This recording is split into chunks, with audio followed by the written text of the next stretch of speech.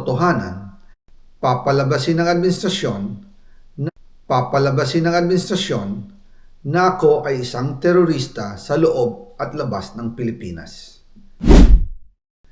Para mailibing ako kasama ang katotohanan kahit saan man ako pumunta. Sinabi na agad sa akin ni Speaker Romualdez na kailangan ko makapag-deliver ng 2 billion pesos kada buwan para sa pagdi-deliver ng male-maletang pera patungo sa bahay ni Speaker. Ang sinabi mismo ni Speaker Martin sa akin na hati sila ni Pangulong Marcos sa perang yon para gamitin bilang bagsakan at imbakan ng pera mula sa mga SOP, collection at deliveries na para sa Pangulo. Huwag mo akong pigilan sa mga insertions ko. Huwag ka nang makialam sa budget. Ang gusto niya ng 50 billion pesos na insertion. Ngunit ang sagot ng Pangulo, humingi ka ng bago or dagdag na insertions.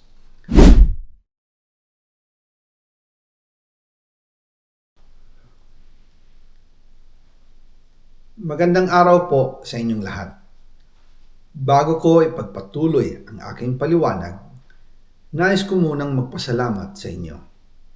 Maraming salamat sa inyong bukas na isipan, sa inyong pasensya, at sa pagtanggap ninyo sa mga impormasyong aking ibinabahagi. Alam kong hindi madali ang mga paksang ito. Mabibigat at mahirap tanggapin. Hindi po ako makauwi dahil malaki ang banta sa buhay ko. Ngayon naman ay meron kaming natanggap na balita. Papalabasin ng administrasyon na ako ay isang terorista sa loob at labas ng Pilipinas. Para mailibing ako kasama ang katotohanan kahit saan man ako pumunta. Pero mahalagang malaman ng taong bayan ang katotohanan. Muli, taos-puso akong nagpapasalamat sa inyong pakikinig. Una po sa lahat, sinasabi ng ICI at ni Henry Alcantara na 21 billion pesos daw ang napunta sa akin. Hindi po totoo yun. Wala akong natanggap na ganyang halaga. Ang totoo, mula 2022 hanggang 2025, ang kabuuang pera na dumaan sa akin para ibigay kay Pangulong Bongbong Marcos at kay dating Speaker Martin Romualdez ay umabot sa 56 billion pesos at hiwalay pa dyan ang 100 billion pesos insertion ng Pangulo sa 2025 budget. Pati na rin ang 97 billion pesos flood control insertion na inilagay sa NEP ng 2026 national budget. Balikan natin kung paano ito nagsimula. Noong 2022, kakaupo ko pa lang bilang chairman ng House Committee on Appropriations, sinabi na agad sa akin ni Speaker Romualdez na kailangan ko makapag-deliver ng 2 billion pesos kada buwan. Makalipas ang ilang araw, tumawag sa akin si Yusek Bernardo. Sabi niya, kailangan ng tulong ng Bulacan sa problema nila sa baha. Pinapunta niya sa opisina ko sa Kongreso si DPWH District Engineer Henry Alcantara. Sa naging meeting namin ni Alcantara, siya mismo ang nag-offer kung paano ang hatian sa mga proyekto ng DPWH.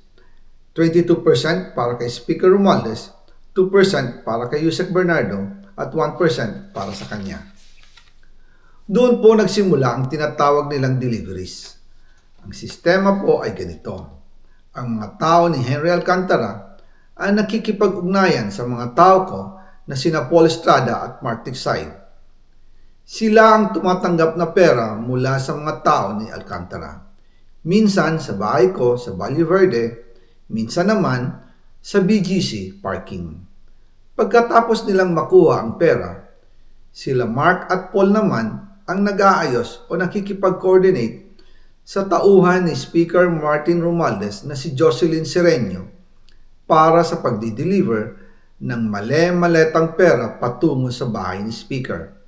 Una, sa North Forbes Park sa McKinley Drive at nang lumipat siya sa number 14 Nara Street, South Forbes Park. Gusto ko pong linawin, hindi ako nakikialam sa mismong proseso ng paghatid. Dumaan lang po sa akin ang pera na agad dinideliver kay Speaker Romualdez. Ako lang po ang nagko-confirm sa text kay Speaker kapag nadala na ang pera sa bahay niya. At lahat ng ito, mula sa unang utos noong 2022 hanggang sa huling delivery noong 2025. Umabot sa mahigit 55 billion pesos plus ang naihatid sa bahay ni dating Speaker Martin Romualdez. Madalas hindi nabubuo ang hinihinging 2 billion pesos bawat buwan ni Speaker, kaya iyan ang final total. Ang sinabi mismo ni Speaker Martin sa akin na hati sila ni Pangulong Marcos sa perang yon. Ang listahan ng mga deliveries na ito, kung kailan, magkano, at saan dinala, ilalabas ko po kasabay ng video na ito. Noong November 2024, habang nasa proseso kami ng pagtatalakay ng budget, nakipag-meeting sa amin ni Speaker Martin si Yusek Jojo Cadiz. Sabi niya, masama raw ang loob ni Pangulong Marcos, wala raw siyang natatanggap na remittance. At dahil laging napapagalitan si Speaker Martin ng Pangulo mula Setyembre hanggang November, inutusan niya ako na mag-deliver ng 1 billion pesos para kay BBM. Ayon pa kay Yusek Jojo, nang ipaalam niya ito sa Pangulo, ang utos sa kanya ng Pangulo ay mag-ingat at siguraduhin si Yusek Jojo lang ang maghahatid. Ang instruction po sa akin ni dating Speaker Martin Romualdez ay dalhin sa number 30 Tamarin Street, South Forbes Park at ibigay kay Yusek Jojo Cadiz dahil ito raw ang drop-off point na malapit sa bahay ng Pangulo.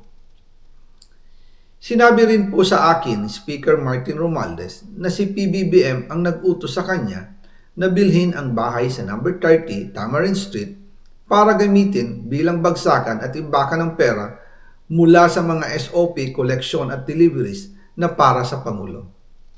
Noong December 2, 2024, personal kong i-deliver ang 200 million kay Yusek Jojo Cadiz sa number 30 Tamarin Street, South Forbes Park. Ayon sa kanya, dadalhin daw niya ito sa bahay ng Pangulo sa number 41 Nara Street, South Forbes Park. Kasunod nito, noong December 5, 2024, muli akong nag-deliver ng 800 million sa parehong address at Yusek Jojo Cadiz pa rin ang tumanggap. Sabi niya, iyon naman ay dadalhin sa bagong bahay ng Pangulo sa South Forbes Park. Sa kabuuan, 1 billion pesos ang personal kong naihatid. Ako mismo ang nagbigay ng pera, kasama ang aking driver at mga tauhan. At lahat ito ay base sa direktang utos ni Speaker Martin Romualdez. At dyan po nabuo ang kabuuang halagang 56 billion na ipinadala mula 2022 hanggang 2025. Pero kahit na na-deliver na ang 1 billion pesos para kay Pangulong Marcos at kahit na naisama na rin sa 2025 budget ang 100 billion pesos insertion sa pamamagitan ng BICAM Committee, ayon mismo sa utos ng Pangulo, nagagalit pa rin daw si BBM.